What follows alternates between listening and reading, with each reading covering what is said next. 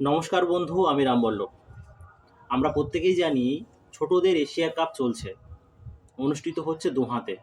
সেখানে একের পর এক রেকর্ড ব্রেকিং ইনিংস খেলছে ব্যাটাররা।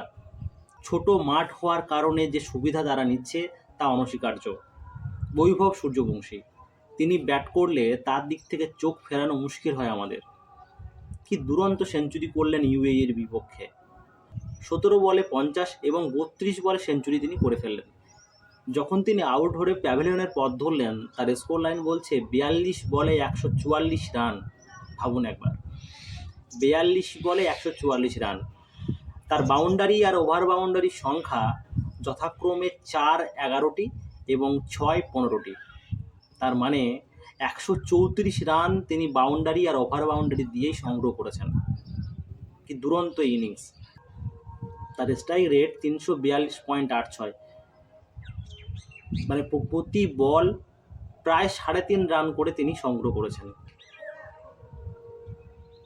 কিছু বলার নেই, কি অনবদ্য ইনিংস। ও হাবিবুর রহমান সোহান, তিনি হাফ সেঞ্চুরি করলেন মাত্র 14 বলে, কিন্তু পরবর্তী 21 বলে তিনি করলেন ফুল সেঞ্চুরি। এক্ষেত্রে 3টি বল তিনি বেশি খেলেছেন।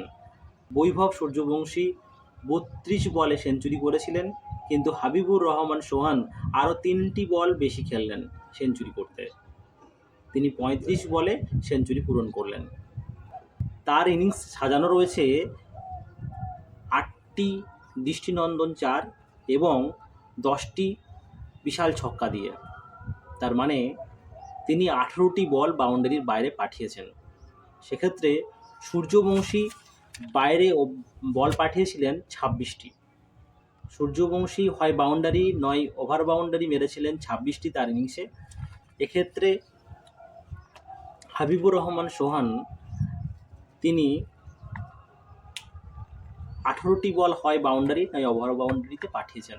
তার সংগ্রহ 92 রান। বাউন্ডারি আর ওভার বাউন্ডারি সম্মিলিত run 92।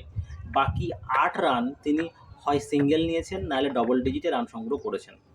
Running between the wicket যেটাকে আমরা বলছি। তার স্ট্রাইক রেট 285.71।